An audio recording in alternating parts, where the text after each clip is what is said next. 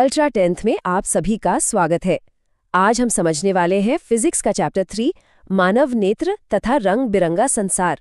ये एक ऐसा सफर है जो हमारी अपनी आंखों से शुरू होता है और ऊपर आसमान तक जाता है। तो चलिए शुरू करते हैं। तो हमारे सफर का पहला पड़ाव है ये कमाल की चीज, हमारी आंख। सोचिए, ये कुदरत का बनाया हुआ एक ऐसा कैमरा है जो हमारे लिए पूरी दुनिया को देखने लायक बनाता है। तो देखने का जो पूरा प्रोसेस है ना, वो यहीं से शुरू होता है। आज इस सफर में हम देखेंगे कि प्रकाश का रास्ता कैसा होता है। हम शुरुआत करेंगे आंख की बनावट से, फिर ये जानेंगे कि देखने में दिक्कतें क्यों आती हैं, और उसके बाद हम वायुमंडल के कुछ हैरान कर देने वाले फिनोमिनॉन्स को समझेंगे, जैसे कि रोशनी मुड़ती कैसे है, इंद्रधनुष कैसे बन जाता है और आसमान अपना रंग क्यों बदलता है। तो सबसे पहले बात करते हैं हमारी आंखों की। ये ना असल में एक बहुत ही शानदार कैमरे की तरह काम करती हैं। इनका काम है आसपास की दुनिया से रोशनी को जमा करना और उसे ऐसी तस्वीरों में बदलना जिसे हमारा दिमाग समझ सके। और ये जो कैमरे वाली बात है ना, ये बिल्कुल सही बैठती है। देखिए, जो कॉर्निया और लेंस हैं वो कैमरे के मेन लेंस की तरह हैं जो रोशनी को फोकस करते हैं। आइरिस और पुतली मिलकर ये तय करते हैं कि कितनी रोशनी अंदर जाएगी, ठीक वैसे ही जैसे कैमरे का अपर्चर काम करता है। और रेटिना, वो तो है कैमरे की फिल्म जिस पर असली तस्वीर बनती है। आखिर में आती है ऑप्टिक नर्व, जो उस केबल की तरह है जो तस्वीर को प्रोसेस होने के लिए हमारे दिमाग तक भेजती है। अरे हाँ, हमारी आंख के पास एक सुपर पावर भी है जिसे कहते हैं समंजन क्षमता। हमारी आंखों में जो पक्षमाभी पेशियां होती हैं वो हमारे लेंस के आकार को बदल सकती हैं, और इसी वजह से हम दूर के पहाड़ को और फिर अगले ही पल अपनी किताब के अक्षरों को दोनों को एकदम साफ साफ देख पाते हैं। है ना कमाल? हमारी आंख वाकई एक कमाल का कैमरा है। लेकिन तब क्या होता है जब ये कैमरा थोड़ा आउट ऑफ फोकस हो जाए? यही सवाल हमें ले जाता है देखने से जुड़ी आम समस्याओं की तरफ। जब आंख का ये फोकसिंग सिस्टम ठीक से काम नहीं करता, तब हमें चश्मे की जरूरत पड़ती है। तो सबसे पहले बात करते हैं मायोपिया की, जिसे हम आम भाषा में निकट दृष्टि दोष कहते हैं। इसमें होता क्या है कि पास की चीजें तो एकदम साफ दिखती हैं, पर दूर की धुंधली। ऐसा इसलिए होता है क्योंकि रोशनी रेटिना पर पहुंचने से पहले ही फोकस हो जाती है, या तो नेत्र गोलक लंबा होने से या फिर लेंस के ज्यादा मुड़ने से। अब जरा इस डायग्राम को देखिए। प्रकाश की किरणें रेटिना से पहले ही एक बिंदु पर मिल रही हैं, जिससे इमेज ब्लर हो जाती है। इसे ठीक करने के लिए एक अवतल यानी कॉन्केव लेंस का इस्तेमाल किया जाता है। ये लेंस क्या करता है कि किरणों को थोड़ा सा फैला देता है ताकि वो एकदम सही जगह यानी रेटिना पर जाकर फोकस हो। अब बात करते हैं इसके बिल्कुल उल्टे की, यानी दूरदृष्टि दोष की। इसमें दूर की चीजें तो साफ दिखती हैं, पर पास की चीजें धुंधली नजर आती हैं, जैसे कि किताब पढ़ना मुश्किल हो जाता है। यहाँ पर समस्या ये है कि प्रकाश रेटिना के पीछे जाकर फोकस होता है। तो इसे ठीक कैसे करते हैं? इसके लिए इस्तेमाल होता है उत्तल यानी कॉन्वेक्स लेंस का।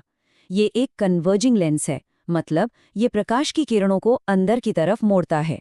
इससे रोशनी रेटिना के पीछे जाने की बजाय ठीक उसके ऊपर फोकस हो जाती है और पास की चीजें फिर से साफ दिखने लगती हैं।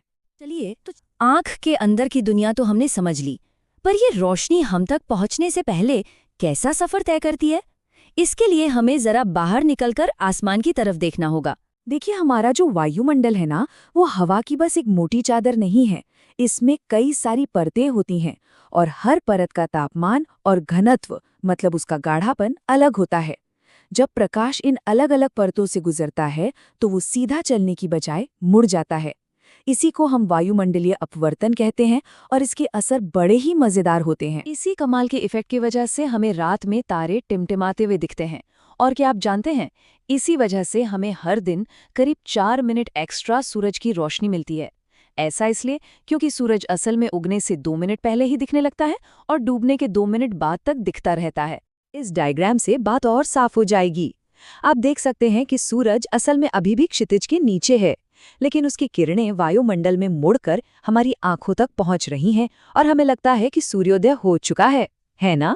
प्रकृति का एक शानदार ऑप्टिकल इल्यूजन। अच्छा, तो वायुमंडल रोशनी को सिर्फ मोड़ता नहीं है, वो उसे उसके अलग अलग रंगों में तोड़ भी सकता है। चलिए अब जरा देखते हैं कि ये कैसे होता है और इससे वो खूबसूरत इंद्रधनुष कैसे बनता है। ये वाला एक्सपेरिमेंट तो शायद हम सब ने स्कूल में देखा होगा। जब सूरज की सफेद रोशनी एक प्रिज्म से गुजरती है तो वो अपने 7 रंगों में बंट जाती है। इस प्रोसेस को वर्ण विक्षेपण या डिस्पर्जन कहते हैं और यही इस बात का सबूत है कि सफेद रोशनी असल में कई रंगों का एक मिक्सचर है। अब सवाल ये है कि ऐसा होता क्यों है।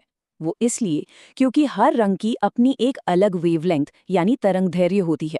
जैसा कि आप इस टेबल में देख सकते हैं, बैंगनी रंग की वेवलेंथ सबसे कम है और लाल की सबसे ज्यादा।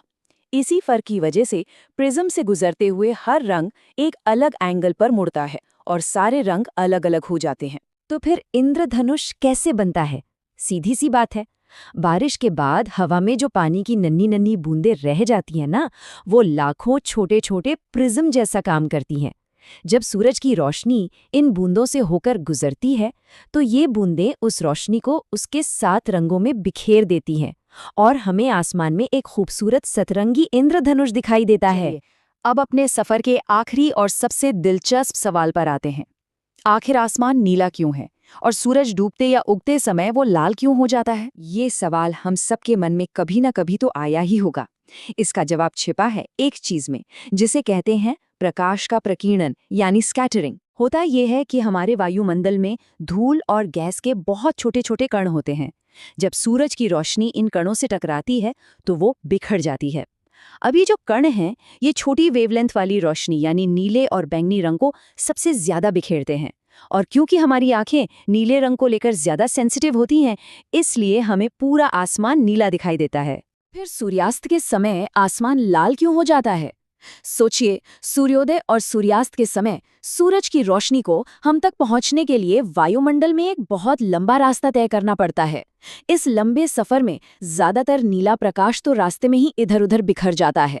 सिर्फ लंबी वेवलेंथ वाले लाल और नारंगी रंग ही हमारी आंखों तक पहुंच पाते हैं और इसीलिए आसमान इतना खूबसूरत दिखाई देता है। तो ये था रोशनी का वो कमाल का सफर, हमारी आंखों से लेकर वायुमंडल तक, जहां वो मुड़ती है, बिखरती है और रंगों में बट जाती है।